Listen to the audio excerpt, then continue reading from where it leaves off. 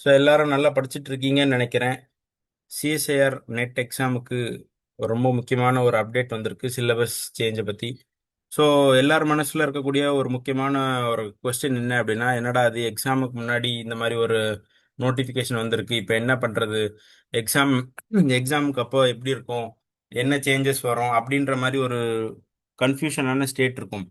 என்ன சேஞ்சஸ் கொண்டு வராங்க அப்படிங்கிறத நம்ம பார்க்க போகிறோம். ஸோ ஃபர்ஸ்ட் என்ன கொண்டு வராங்க அப்படின்னா, என்ஏடி எப்படி நமக்கு வந்து மற்ற எக்ஸாம்லலாம் இருக்கு இல்லையா, கேட் எக்ஸாமில் மற்ற எக்ஸாம் எழுதுனவங்க எல்லாருக்கும் தெரியும். So numerical assessment type question, numerical answer type question அப்படின்னு சொல்லி ஒரு விஷயத்தை கொண்டு வராங்க. ஃபர்ஸ்ட் நம்ம ஸ்க்ரீனில் பார்க்கலாம். ஸோ டோட்டலாக 200 மார்க்ஸ்க்கு இருக்கக்கூடிய கொஸ்டின் நமக்கு எல்லாருக்கும் தெரியும். ஸோ நம்ம பார்க்கலாம். பார்ட் ஏ தப்பு பண்ணால் -0.5, பார்ட் பியில் தப்பு பண்ணால் -0.8, சிலையும் அதே மாதிரி நெகட்டிவ் மார்க். ஆனால் நியூ பேட்டர்னில் என்ன கொண்டு வந்திருக்காங்க அப்படின்னா, பார்ட் பியில் நமக்கு வந்து நியூமரிக்கல் அசஸ்மெண்ட் இல்லை நியூமரிக்கல் ஆன்சர் டைப் கொஸ்டின்ல இருக்கிறதுனால தப்பாக ஆன்சர் பண்ணா அப்படின்னா நெகட்டிவ் கிடையாது. சரிங்களா, நெகட்டிவ் கிடையாது. சரி, இதனால நமக்கு என்ன சப்ஜெக்ட்ல இம்பாக்ட் வரும் அப்படின்னா, so numerical assessment type question வந்து நம்மளுடைய பார்ட் ஏ, உங்களுடைய சிலபஸ்ல வந்து பார்ட் ஏ கோர் சப்ஜெக்ட்னு இருக்கும். So based on the revise syllabus நம்ம வந்து ஒரு டாப்பிக்காக டிஸ்கஸ் பண்ணியிருக்கோம், இதில் என்னென்ன மாற்றங்கள் கொண்டு வராங்க அப்படின்னு சொல்லி. ஸோ அப்டேட்டில் என்ன அப்படின்னா, ஸோ ஸ்பெஷல் ஃபங்க்ஷன்லாம் நம்ம போட்டிருப்போம் இல்லையா மேத்தமேட்டிக்கல் ஃபிசிக்ஸில். So Hermite function, Bessel function, Laguerre function, Legendre, so இதெல்லாமே வந்து கோர் செக்ஷனில் வருது. அதாவது என்ன அப்படின்னா, they are expecting you to calculate direct calculation of contour integral. அதாவது நம்ம கான்டூர் இன்டெக்ரல் பண்ணோம் இல்லையா, ரெசிடியூ கண்டுபிடிக்கிறது, அப்புறம் ஏரியா கண்டுபிடிக்கிறது, இன்டெக்ரல் ஓவர் இன்ஃபைனைட்ஸ் பண்றது. ஸோ இதெல்லாமே வந்து இப்போ என்ன அப்படின்னா நம்ம எக்ஸாக்டா பண்ற மாதிரி இருக்கும். ஸோ இதுல காமன் ட்ராப் என்ன அப்படின்னா, நம்ம நியூமெரிக்கல் டைப்ன்றதுனால நம்ம 2πi அந்த மாதிரி ஃபேக்டர்ஸை மறக்கக்கூடிய வாய்ப்பு இருக்கு. இல்லைன்னா வந்து ஸ்டாண்டர்ட் வேரியன்ஸ் ஃபார்முலாஸ் வந்து நம்ம மிக்ஸ் பண்ணக்கூடிய வாய்ப்பு இருக்கு. அதை நம்ம பார்த்துக்கணும். சரிங்களா, மேத்தமெட்டிக்கல் ஃபிசிக்ஸில். சரி, கிளாசிக்கல் மெக்கானிக்ஸில் என்ன சேஞ்சஸ் அப்படின்னா, ஸோ டைனமிக்கல் சிஸ்டம்ஸ் ஆன ஃபேஸ் ஸ்பேஸ் டைனமிக்ஸாக இருக்கட்டும், ஸ்டெபிலிட்டி அனாலிசிஸாக இருக்கட்டும், இதெல்லாம் வந்து ரொம்ப முக்கியத்துவம் வாய்ந்த ஒரு கொஸ்டினாக இருக்குது. அதாவது ஸ்டெபிலிட்டி அனாலிசிஸ்னா ஒரு பொட்டன்ஷியல் கொடுத்துட்டு நம்ம அதுலேருந்து எப்படி அதோடைய ஸ்டேபிள் பாயிண்ட் என்ன அப்படின்றத கேட்குறதெல்லாம் வந்து நம்ம ஸ்டெபிலிட்டி அனாலிசிஸில் பார்ப்போம். ஸோ இந்த விஷயத்த நம்ம கேர்ஃபுல்லாக பண்ணணும். அதே மாதிரி numerical evaluation of fixed point, இந்த ஃபிக்ஸட் பாயிண்ட்லாம் கண்டுபிடிக்கிறது நம்ம எப்போ நியூமரிக்கல் டைப்பில் கொண்டு வராங்களோ. ஸோ உதாரணத்துக்கு இதில் என்ன பிரச்சனை இருக்கக்கூடிய வாய்ப்பு, காமன் ட்ராப்ஸ் என்ன அப்படின்னா, so failing to correctly identify stability criteria, அதில் வந்து நமக்கு வந்து சென்டர் ஆஃப் மாஸ் ஃப்ரேமா லேப் ஃப்ரேமா அப்படிங்கிறதுல நம்ம மிஸ்டேக் பண்ணக்கூடிய வாய்ப்பு இருக்குது. இது வந்து கிளாசிக்கல் மெக்கானிக்ஸை பொறுத்த வரைக்கும். ஸோ குவாண்டம் மெக்கானிக்ஸில் என்ன அப்படின்னா, எக்ஸ்பெக்டேஷன் வேல்யூ கொடுக்குறாங்க அப்படின்னா, ஸோ உதாரணத்துக்கு ஹெச் கிராஸ் அப்படின்ற வேல்யூவில் h/2π போடணும். ஹெச் மட்டும் இருந்துச்சுன்னா ஹெச்சோடைய வேல்யூ கரெக்டாக எக்ஸாக்டாக போடணும், 10⁻34 ஜூல் செகண்ட். ஸோ அந்த மாதிரி எக்ஸாக்டாக ப்ரிசைஸாக நம்ம போட வேண்டியது இப்போ இதுக்கு மேலே வந்து நம்ம கேர்ஃபுல்லாக பண்ண வேண்டியது இருக்குது. ஏன்னு சொன்னால் நீங்கள் ஹெச்சுக்கு பதிலாக ஹெச் கிராஸ் போட்டிங்க அப்படின்னா பெரிய மிஸ்டேக் ஆயிரும். ஸோ நியூமரிக்கல் டைப்பில் அது பெரிய அடிப்படும். இந்த மாதிரி நியூக்ளியர் அண்ட் பார்ட்டிகல் ஃபிசிக்ஸில் என்ன அப்படின்னா, neutron problem, nucleon potential, standard model, so இதெல்லாமே வந்து ஹைலைட் பண்ணியிருக்காங்க.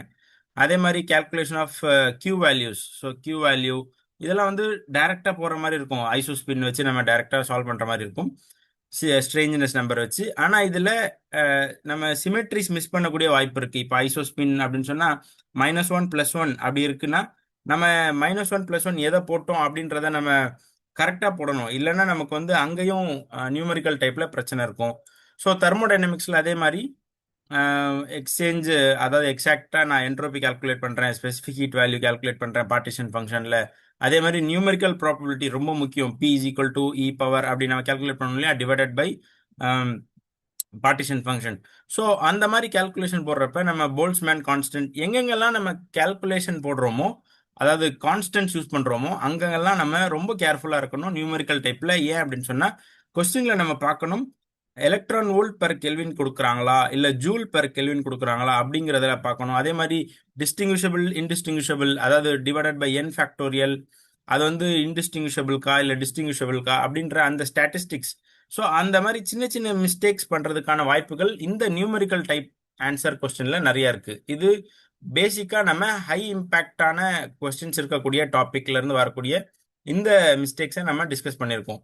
ஸோ இதனால என்னென்ன நமக்கு சாதகங்கள் பாதகங்கள் அப்படின்னா, ஸோ முதல்ல நான் பார்ப்போம். இதில் வந்து முதல்ல ஜீரோ பெனால்ட்டி, எனக்கு தப்பாக ஆன்சர் பண்ணால் கூட எனக்கு பிரச்சனை இல்லை, ஏன்னா எனக்கு நெகட்டிவ் மார்க்கிங் ஆக போகிறது இல்லை. ஸோ நான் 20 கொஸ்டினும் அட்டன் பண்ணுறதுல எந்த விதமான ஒரு தயக்கமும் இல்லை. நான் 20 கொஸ்டின் நம்ம முன்னாடி என்ன பண்ணியிருப்போம் அப்படின்னா, 25 கொஸ்டின்ல 20 கொஸ்டின் பண்ணணும் அப்படின்னா நம்ம கரெக்டாக இருந்தால் மட்டும்தான் நம்ம பண்ணியிருப்போம். கரெக்டாக நமக்கு ஷுவரா இல்லை அப்படின்னா நம்ம அதை அட்டன் பண்ணியிருக்க மாட்டோம். ஆனால் இப்போ அந்த பிரச்சனை இல்லை, அது வந்து ஜீரோ பெனால்ட்டியாக இருக்கு. சரி, இதில் இருக்கக்கூடிய வல்னரபிலிட்டி என்ன அப்படின்னா, ஒரு சில நேரத்தில் நம்ம என்ன பண்ணியிருப்போம் அப்படின்னா, ஆப்ஷனை பார்த்து நம்ம சூஸ் பண்ணுவோம். அதாவது 4 ஆப்ஷன் இருக்கு, எந்த ஆப்ஷன் மோர் அப்ரோப்ரியேட்டா இருக்கு அப்படின்னு பார்த்து நம்ம என்ன செய்வோம், ரிவர்ஸ் இன்ஜினியரிங் சொல்லுவாங்க. அதாவது ஆப்ஷனை பார்த்து நம்ம ஆன்சர் எதுக்கு மேட்ச் ஆகும், சில நேரத்தில் வந்து டைமென்ஷனல் அனாலிசிஸ் வச்சு கூட நம்ம ஆன்சர் சொல்லிடுவோம். ஸோ இந்த மாதிரியான விஷயங்கள் நம்மளால பண்ண முடியாது இனிமே நியூமரிக்கல் டைப்ல. சரி, இதுல இருந்து என்ன நமக்கு அட்வான்டேஜ் அப்படின்னா, ஸோ 3.5 மார்க் கொஸ்டின் 70 மார்க்ஸ்க்கு, நல்லா ஞாபகம் இருக்கட்டும், 3.5 மார்க் கொஸ்டின் 20 கொஸ்டின் ஆன்சர் பண்ணணும். ஸோ டோட்டலாக 70 மார்க். இது வந்து இப்போ நீங்கள் மேத்தமேட்டிக்கலாக நல்லா இருக்கீங்க, உங்களுடைய கேல்குலேஷன் நல்லா இருக்குன்னா மேத்தமேட்டிக்கலி நமக்கு இங்கே தப்பு பண்ணக்கூடிய வாய்ப்புகள் ரொம்ப ரொம்ப கம்மி.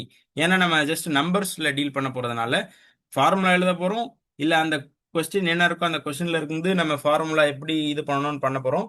ஃபைனலாக நம்ம நியூமரிக்கல் டைப்ன்றதுனால நம்ம நம்பர்ஸ் தான் அங்கே யூஸ் பண்ண போகிறோம், நம்பர் யூஸ் பண்ணி சால்வ் பண்ண போகிறோம். ஸோ அங்கே நமக்கு ஒரு ஹை வெயிட்டேஜ் இருக்குது, மேத்தமேட்டிக்கலி நம்ம ஸ்ட்ராங்காக இருக்கும் அப்படின்னா. சரி, இதில் இருக்கக்கூடிய ட்ராப் என்ன அப்படின்னா, நான் முன்னாடி சொன்ன மாதிரி இந்த யூனிட் கன்வர்ஷன் ரொம்ப ரொம்ப முக்கியம். நான் எலக்ட்ரான் வோல்ட் யூஸ் பண்ணுறேனா இல்லை ஜூல் யூஸ் பண்ணுறேனா அப்படின்றது. So precision is every thing. சரிங்களா? ஸோ நம்ம தப்பு பண்ணோம் அப்படின்னா, அதாவது தப்பு பண்ணோம் அப்படின்னா நெகட்டிவ் போவாததுன்னு ஒன்று இருக்கு, ஆனால் நமக்கு கரெக்டான ஆன்சருக்கான மார்க்கும் வராது. அதுவும் நம்ம கேர்ஃபுல்லாக இருக்கணும். சரி, இதுல இருந்து நம்ம என்ன ஆக்ஷன் பிளான் வச்சுக்கலாம் அப்படின்னா, நமக்கு எப்படினாலும் சரி ஒரு 80% இந்த முக்கியமான ஹை ஸ்கோரிங் டாபிக் இருக்கு இல்லையா, mathematical physics, classical, quantum, nuclear, thermodynamics, condense matter physics, electronics, இந்த மாதிரியான டாபிக்ஸ்ல முக்கியமா ஒரு 80% ஆஃப் த சிலபஸ் வந்து சேஞ்ச் பண்ண மாட்டாங்க, அதே சிலபஸ் தான் இருக்கும். 80% ஆஃப் த டாபிக் வந்து எதுவுமே சேஞ்ச் பண்ண மாட்டாங்க. ஸோ அதே சிலபஸ் தான் இருக்கும். ஸோ நம்ம வந்து அந்த ஆஸ்பெக்ட்ல பயப்பட வேண்டாம். சரி, அப்போ என்ன பண்றது அப்படின்னா, நம்ம கால்குலேட் பண்றோம் இல்லையா, அப்பவே நீங்க என்ன செய்யுங்க, ஆப்ஷனை மறந்துடுங்க. எம்சிக்யூ பண்ணா கூட நீங்க ஆப்ஷனை மறந்துட்டு கொஸ்டினை மட்டும் சால்வ் பண்ணுங்க. கொஸ்டினை எப்போ நீங்க சால்வ் பண்ண ப்ராக்டிஸ் பண்றீங்களோ, ஈவன் அவங்க புது ரெகுலேஷன்ல நியூமெரிக்கல் டைப் கொண்டு வந்தாலும் இட் இஸ் வெரி ஈஸி. ஏன்னா நீங்க ஆல்ரெடி ப்ராக்டிஸ் பண்ணிருக்கீங்க, உங்களுடைய அக்யூரசி இன்க்ரீஸ் ஆகும். சரிங்களா? ஸோ எப்படினாலும் எம்சிக்யூ கொஸ்டின்னா கூட நீங்க ப்ரிப்பேர் பண்றப்ப ஆப்ஷன்ஸை பார்க்க வேண்டாம், ஆப்ஷனை பார்க்காம நீங்க சால்வ் பண்ணணும். சரி, இது வேற என்னென்ன செய்யணும் அப்படின்னா, நம்ம வந்து பிசிக்கல் கால்குலேட்டர்ஸ் இருக்கு இல்லையா, ஏன்னா நம்ம எக்ஸாம் வைஸ் நம்ம போடுறதுனால நீங்க என்ன செய்யணும், பிசிக்கல் கால்குலேட்டர் விட்டு ஸ்க்ரீன்ல இருக்கக்கூடிய கால்குலேட்டர்ஸ்ல நம்ம எப்படி சால்வ் பண்றது அப்படிங்கிறத நம்ம ப்ராக்டிஸ் பண்ணணும். ஏன்னா நான் உங்களுக்கு எக்ஸாம்ல கம்ப்யூட்டர் பேஸ் எக்ஸாம்ன்றதுனால உங்களுக்கு ஸ்க்ரீன்ல தான் வரும், ஸ்க்ரீன்ல கால்குலேட்டர் வரும். அதை என்ன செய்யுங்க, நீங்க அதில் ஸ்க்ரீன்ல வரக்கூடிய அந்த கால்குலேட்டரை யூஸ் பண்ண ப்ராக்டிஸ் பண்ணுங்க. அதே மாதிரி கான்ஸ்டன்ட்ஸ் யூனிட் இருக்கு இல்லையா, அதை வந்து ஒரு ஷீட்ல இல்லைன்னா எங்கேயாச்சும் எழுதி அதை ப்ராக்டிஸ் பண்ணுங்க, அதை மெமரைஸ் பண்ணுங்க. ஏன்னா அந்த இதை கரெக்டாக மெமரைஸ் பண்ணிட்டீங்கனாலே போதும், மேக்ஸிமம் கொஸ்டின் நீங்க ஆல்ரெடி தெரிஞ்சது. ஏன்னா நமக்கு ஸ்க்ரீன்ல வந்து சில நேரத்தில் வந்து அந்த கான்ஸ்டன்ட் யூனிட்ஸ் கொடுப்பாங்க, இல்லை கொடுக்கலன்னு சொல்லிடுவாங்க, ஒரு சில கொஸ்டின் கொடுப்பாங்க, இல்லை நமக்கு அதில் டிபெண்ட்டாக இருக்க வேண்டாம். நம்ம என்ன செய்யணும் அப்படின்னா, கான்ஸ்டன்ட் அந்த யூனிட்லாம் இருக்கு இல்லையா, எலக்ட்ரான் வோல்ட்ல இருந்து ஜூல் கன்வர்ஷன் பண்றது, அப்புறமா எஸ்ஐ யூனிட்ல இருந்து சிஜிஎஸ் கன்வெர்ட் பண்றது, இந்த மாதிரி கன்வர்ஷன்லாம் எப்படி அப்படிங்கிறத நம்ம பார்த்துட்டோம் அப்படின்னா மிச்சம் ஒரு 67% நம்ம சிலபஸ் உடைய கம்ப்ளீட் பண்ற மாதிரி இருக்கும். ஃபுல் கேல்குலேஷன் என்ன செய்யணும், ஆப்ஷனை பார்க்காம பண்ணணும். எப்போ நம்ம அந்த மாதிரி ப்ராக்டிஸ் பண்ணுவோமோ, ஈவன் நியூ ரெகுலேஷன் வந்தா கூட நமக்கு அது ஈஸியா இருக்கும். ஓல்டு ரெகுலேஷன் இருந்தா கூட நமக்கு வந்து அக்யூரசி இம்ப்ரவைஸ் ஆகும். சரிங்களா? இப்போதைக்கு அவங்க சிஎஸ்ஐஆர் தரப்புல இருந்து எந்த விதமான ஒரு அப்டேட்டும் கொடுக்கல. ரைட். ஸோ இந்த மாதிரி நம்ம பண்ணோம் அப்படின்னா நம்மளுடைய ப்ரிப்பரேஷன் 100% கம்ப்ளீட் ஆகும். ஸோ இப்போ முக்கியமான ஒரு விஷயத்துக்கு வருவோம். என்ன அப்படின்னா, நம்மளுடைய ப்ரொஃபஸர் அகாடமியில் நம்ம வந்து என்ன செய்கிறோம் அப்படின்னு சொன்னால், சிஎஸ்ஐஆர் நெட் ஜேஆர்எஃப்கான கிளாஸஸ் போயிட்டு இருக்கு. நம்ம வந்து இந்த ஜூனுடைய எக்ஸாம் ரொம்ப நெருங்கிட்டதுனால நம்ம வந்து அடுத்த பேட்சுடைய செஷனுடைய அட்மிஷன்ஸ் போயிட்டு இருக்கு. சிஎஸ்ஐஆர் உடைய கனவுக்கு வந்து நம்மளுடைய அகாடமி சார்பாக உங்களுக்கு வந்து ரொம்ப ஹெல்ப்ஃபுல்லாக இருக்கும். ஸோ முக்கியமான இது என்ன அப்படின்னா, உங்களுக்கு வந்து நம்மளுடைய நியூமெரிக்கல் டைப்பாக இருக்கட்டும், எம்சிக்யூவாக இருக்கட்டும், அதே மாதிரி வந்து பார்ட் ஏ ஜென்ரல் ஆப்டிடியூடாக இருக்கும், எல்லாத்துக்கும் உங்களுக்கு வந்து கன்சிஸ்டன்டான ப்ரிப்பரேஷன் இருக்கு. கிளாஸஸ் நடக்கும், லைவ் கிளாஸஸ் நடக்கும் டெய்லி வந்து உங்களுக்கு. நைட் 8 to 9:30 வந்து உங்களுக்கு எப்படிப்பட்ட டைம் சொன்னால், ஒர்க் போகிறவங்கன்னா இருக்கட்டும், நீங்கள் ஒர்க் முடிச்சுட்டு வர்றதுக்கு அந்த டைம் கரெக்டாக இருக்கும். அதே காலேஜ் முடிக்கிறீங்க, பிஜி பண்ணிட்டு இருக்கீங்க, பிஜி 4th செமஸ்டர் முடிக்க போறீங்க அப்படின்னா கூட நீங்கள் என்ன செய்யலாம், கரெக்டாக அந்த கிளாஸஸ் அட்டன் பண்ணலாம். அதே மாதிரி வந்து உங்களுடைய பிடிஎஃப் ஸ்டடி மெட்டீரியல் உங்களுக்கு கிடைச்சிரும். பார்ட் சி முக்கியமான டாபிக். நான் அதிகமாக சொல்றது என்ன அப்படின்னா, பார்ட் சியில் ஃபோக்கஸ் பண்ணுங்க. ஸோ மொத்தமாக வந்து 100 மார்க்ஸ் அதில் ஸ்கோர் பண்ணுற மாதிரி பார்க்கணும். ஸோ அதில் எப்படி நம்ம ஷார்ட் டைமில் நிறைய ஆன்சர் பண்ணலாம், பார்ட் சியில் ஷார்ட் டைமில் எப்படி ஆன்சர் பண்ணலாம். அதே மாதிரி நியூமெரிக்கல் டைப் இருக்கு இல்லையா, அதில் உங்களுக்கு ரெகுலராக வீக்லி டெஸ்ட் நடக்கும், டெய்லி நம்மளுடைய டெஸ்ட் நடக்கும்.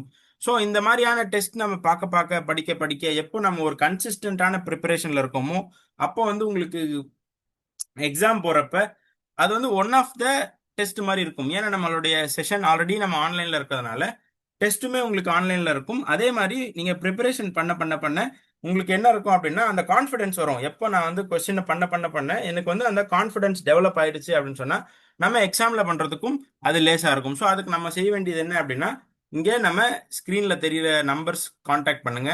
ஸோ இந்த நம்பரை காண்டாக்ட் பண்ணீங்க அப்படின்னு சொன்னால் உங்களுக்கு இதுக்கு மேலே இருக்கக்கூடிய டீட்டெயில்ஸ் என்ன தேவைப்படும் அப்படின்றத அவங்க சொல்லுவாங்க. சரிங்களா? So all the very best for the upcoming CSIR net JRF exam.